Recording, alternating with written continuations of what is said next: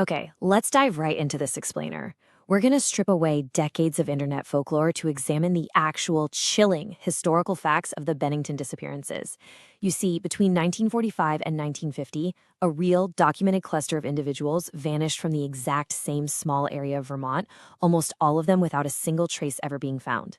Today, we're breaking down the anatomy of this legend. Here is our agenda for today. First, the wilderness and the claim. Second, 5 documented individual cases. Third, coining the Bennington Triangle.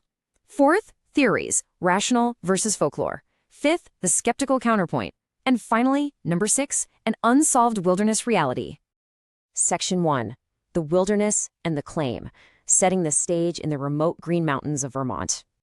To really understand these events, we first have to wrap our heads around the sheer concentration of them.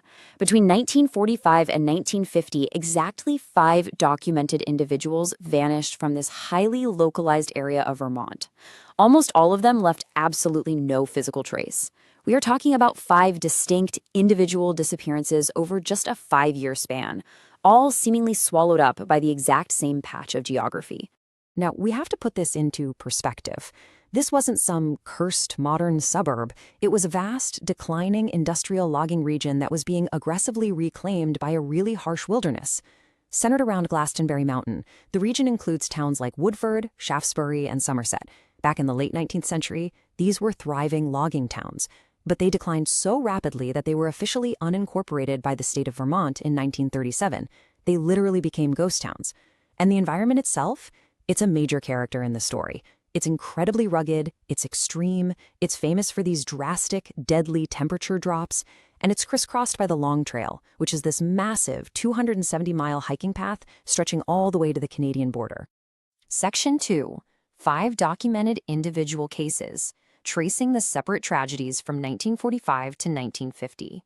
It is absolutely vital to understand that these folks did not vanish together as a group. Walking through the timeline here, we can see exactly how this cluster of totally unrelated events unfolded. It kicks off in November of 1945 with Mitty Rivers. Then it peaks with the incredibly famous case of Paula Weldon in 1946. That's followed by James Tedford in 1949, and then concludes with 2 back-to-back disappearances in October of 1950, Paul Jepson and Frieda Langer. So, let's examine each of these one by one, relying purely on documented sources. Our first case is Mitty Rivers. He was a 74-year-old, highly skilled outdoorsman who knew this area like the back of his hand. On November 12, 1945, Rivers was out hunting with his son-in-law in a group of local men near Bickford Hollow. When they reached a fork in the trail, he separated from the group, just saying he was going to walk a short distance before heading back to camp for lunch. Well, he was never seen again. Despite his lifelong wilderness experience and a massive 8-day search that brought in locals and even U.S. Army soldiers from Fort Devens, Mitty Rivers simply vanished into the mountain. Now, here's where we need some radical transparency. When you're digging into historical mysteries, details often get twisted after decades of retelling. The historical sources explicitly disagree on what single piece of physical evidence was actually left behind by Rivers. For example, sources like Wikipedia and the Vermont Daily Chronicle state that the only clue ever recovered was Rivers' handkerchief, which a hiker supposedly found the following spring. But a totally separate source from Freedom claims that a rifle cartridge matching Rivers' gun was actually found in a stream during that initial 8-day search. It's so important that we flag genuine historical disagreements like this, rather than just handing you a perfectly clean but totally inaccurate story. Moving on to December 1st, 1946, we arrive at the most famous case of them all, Paula Jean Weldon. She was an 18-year-old sophomore at Bennington College who impulsively decided she was going to walk a portion of the Long Trail all by herself. She hitched a ride to the trailhead wearing a bright red jacket and just light sneakers. Now, it was about 50 degrees Fahrenheit when she left, but temperatures were forecasted to plunge brutally into the single digits that night. She asked some hikers for directions and was last seen heading north right as darkness fell. When she didn't return, it triggered a massive, though completely chaotic and uncoordinated, search effort. We're talking hundreds of volunteers, the National Guard, even the FBI got involved. Investigators briefly zeroed in on a local lumberjack named Fred Gaudette. He had been arguing with his girlfriend nearby and gave the police conflicting stories, but ultimately, no evidence of foul play and no body was ever discovered.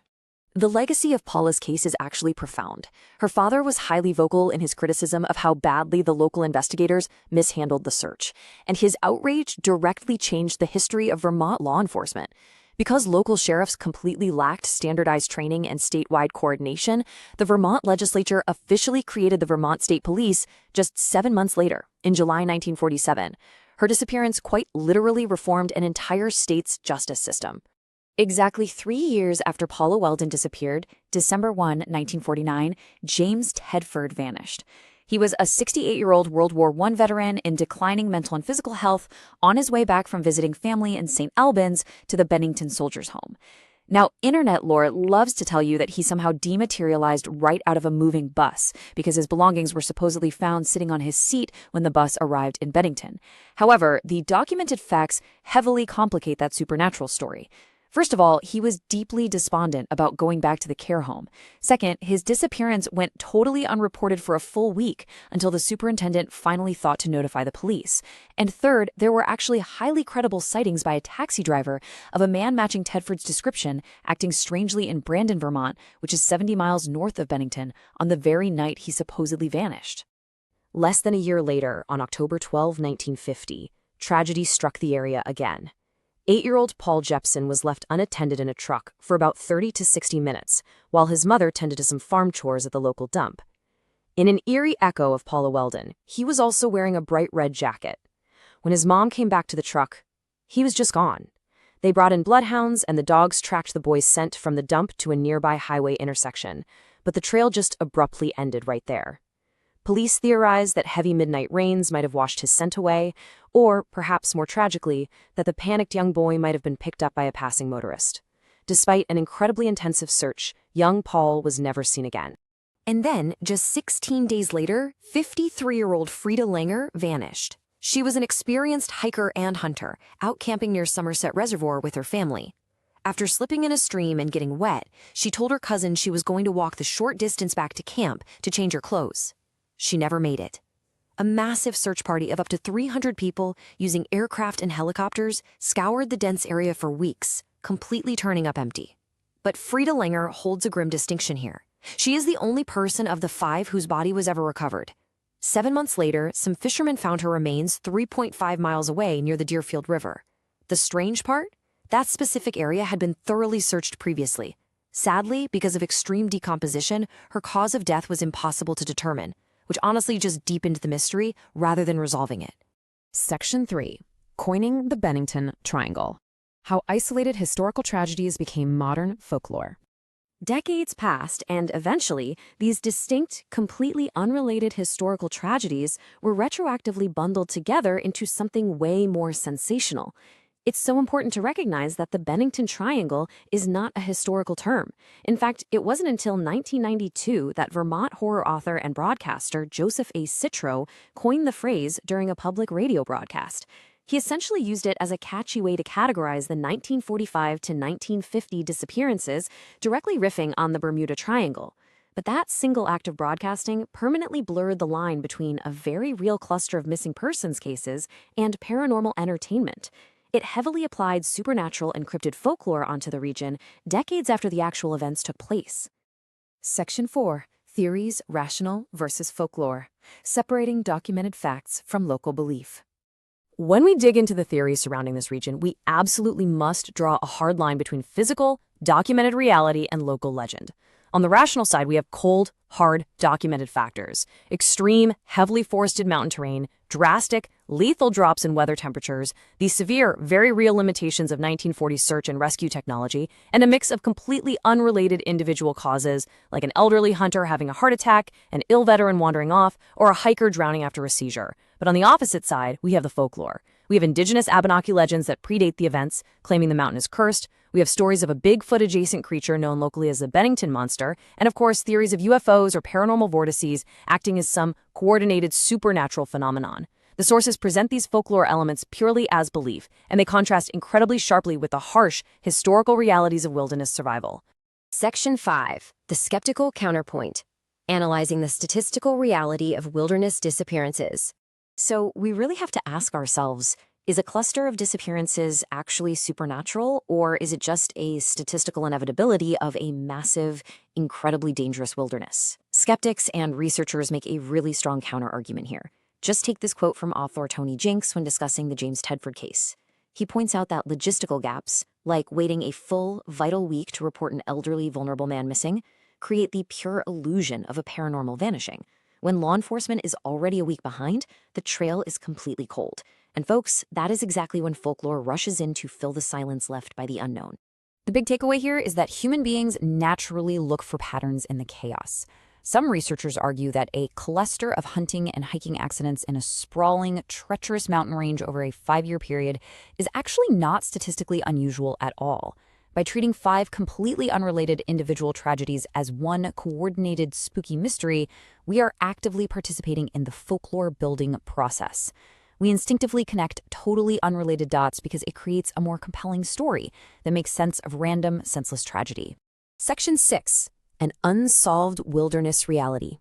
The enduring dangers of Glastonbury Mountain. Ultimately, we aren't left with a monster, but with a profoundly unforgiving natural landscape. And the facts remain sobering. Not a single one of these 5 cases was ever officially solved. Despite massive, sweeping search efforts, only Frieda Langer's body was ever recovered. The Glastonbury area remains a vast, very real, and exceptionally remote wilderness, even today. Just to prove how easily this terrain can swallow someone up, as recently as 2008, an experienced, well-equipped hiker named Robert Singley became completely disoriented and lost in this exact same area. The harsh environment played absolute tricks on his senses, though thankfully he was eventually found safe and rescued by the very state police force created in the wake of Paula Weldon's disappearance. I want to leave you with one final thought to reflect on today. Does framing these individual historical tragedies as a unified supernatural mystery actually distract us from the very real, enduring dangers of the untouched wilderness? It really leaves us to wonder if our hunger for a good ghost story makes us forget the very real, very human tragedies of Mitty, Paula, James, Paul, and Frieda, real people who simply walked into the woods one day and never came back. Thanks so much for joining me on this explainer, and I hope it gave you a much clearer understanding of the documentary